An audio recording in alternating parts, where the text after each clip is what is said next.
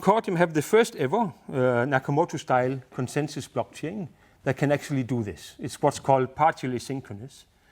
It means it doesn't need to make an assumption on how fast blocks propagate. We just assume that they propagate with some speed, and then we adjust to whatever reality is thrown at us. So yeah, that means at the end we can get a blockchain that is more secure because it's secure in all network conditions, and at the same time faster. Because whenever there is fair weather conditions, you're pumping out several blocks per second.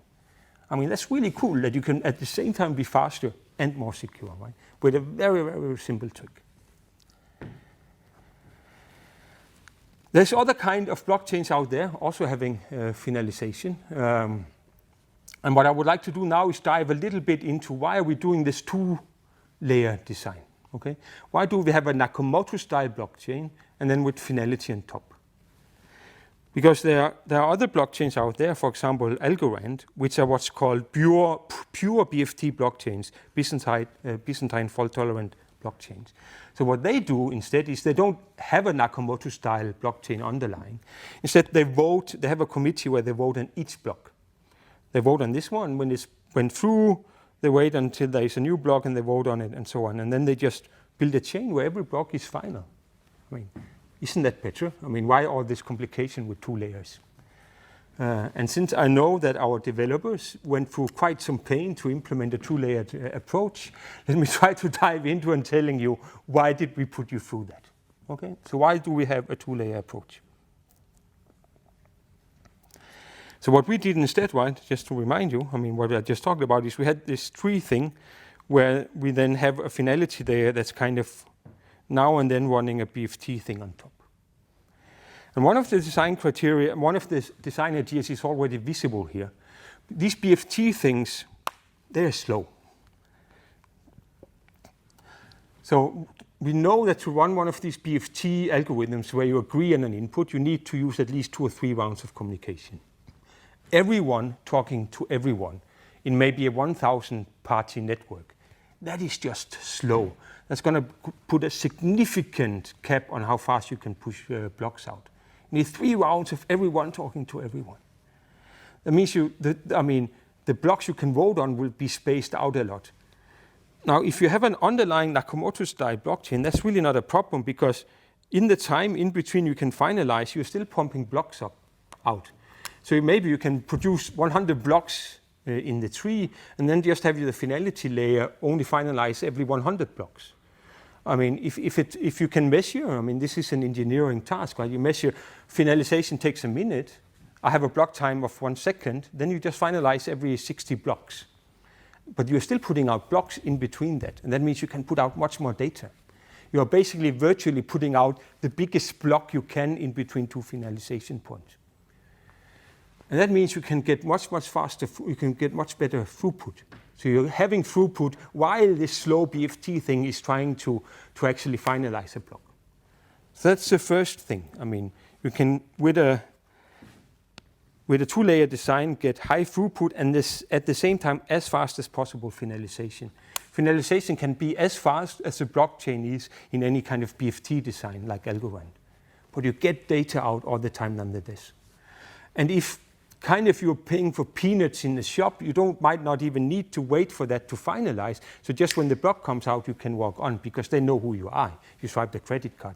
We have other ways to check people that cheat, right?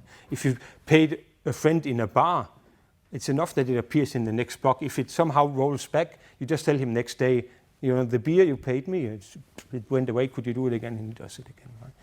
So it means it's also useful to have non-finalized blocks. Often, I mean, you can, based on the circumstances, pick whether you want to trust it or not. So it's cool to have blocks coming out all the time and not just as slow as a BFT design can do it.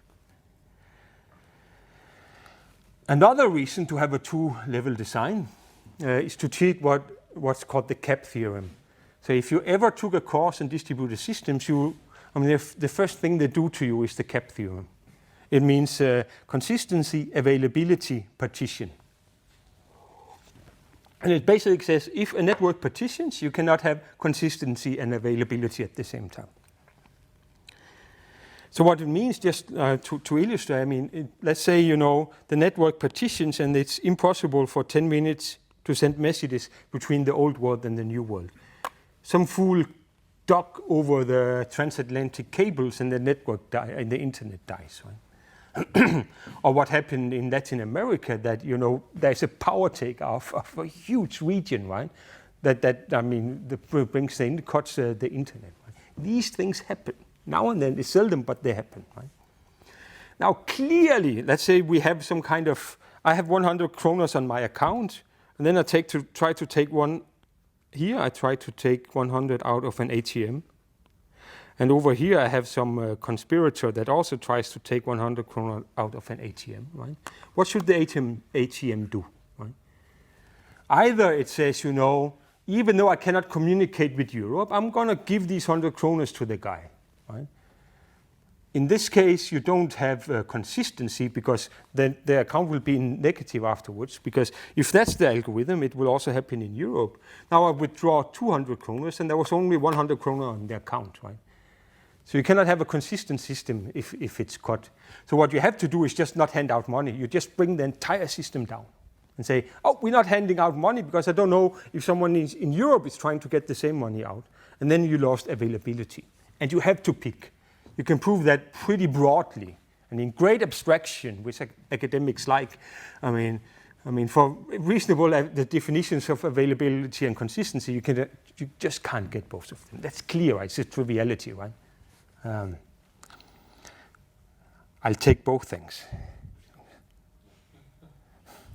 So let's first look at what are blockchains doing. I mean, what the different blockchains out there are doing. Nakamoto style versus kind of the BFT kind of thing. So what is Nakamoto blockchains doing in case of a partitioning?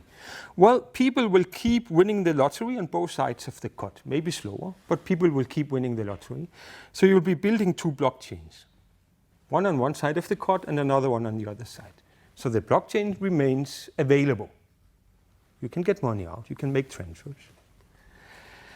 At some point, this cut of the network will go away again. Messages can pass again. These two chains meet. The longest one wins, and the short one goes away. So everything that ever happened over here in the US for a while just goes away. Okay? Good for the guy that got out 100 kroners, right? And now it didn't get deducted from his account. So they chose availability. What does BFT designs do? Well, they choose consistency, because it's a voting kind of thing. They need everyone on the committee to sign on the block, or 2/3. And now if the network, partitions, clearly you cannot have 2/3 of the committee on one side and on the other side. Even if some of them are corrupted and play a double role, even if 1/3 of them is playing a double role, you cannot have 2/3 plus 1 on both sides. So they have chosen that. The blockchain will just stop. If the network segments, BFT designs just stop. They don't produce blocks anymore. Money are not coming out. You don't see anything. That's a little bit of a problem if you if you want to buy peanuts in a shop or swipe 100 kroners to a friend. So what is a two-layer design doing? It's kind of getting both of them at the same time. So what would happen to our design if the network partitions? Well, for a while, the underlying Nakamoto style blockchain is still growing on both sides, right? But the committee is split, so they cannot vote, so finality stops up here, right? So they will still see the blockchain growing, but then for a long time, they will see that stuff is not finalizing. This is cool now. This is a feature now, right? Finality stops because you can't get it. We know we cannot get availability and consistency at the same time. The chain keeps growing, so you have availability. You can still trust a payment where you swipe a friend 100 kroners in a bar, you buy peanuts in a shop, right? But you know something is abreast. You know something is wrong, so you're not going to hand out your keys to the Lamborghini to a shady guy until you see stuff finalizing again. And then when a longest chain grows, the partitioning goes away, finality comes back, the alternative history goes away, and now you can hand out the cars. So you can get both of them. At least you don't have to, as every other blockchain did until today, pick in the design which one you want. You don't have to say, my blockchain has availability, my blockchain has consistency. You can have the chooser pick it, right? The chooser can, during the period of of a partitioning, just say, yeah, no, it's not final, but I'm paying a friend, I can get the money tomorrow. So you pick availability dynamically. And if you're handing out the keys to the car to a shady guy, you wait for finality, right? So you can do it dynamically in the moment. And in that sense, get both of them. We know you can't get both of them, but I can cheat and put a kind of. So you can do it. Basically, you can dynamically pick availability and consistency with this kind of design. And that is really cool. And we're the first blockchain that can do that. I'm not going to stop. Why a two-layer design? There's a number there's a number more reasons. And one thing is to cheat this thing here that we're also very proud of, which is called the 33% corruption versus finality dichotomy. Let me explain that. That's a little bit complicated, but let me explain it. So what it's about is the following. If you look at the BFT kind of designs, like Algorand, they can actually fork. So it's not completely true that they can never fork if they're a pure proof of stake. There can be situations where, for example, you have more than 33% corruption, or where you have very fast-moving stake and participation, where in phase of actually a partitioning, you actually have a committee on both sides that manages to finalize a block.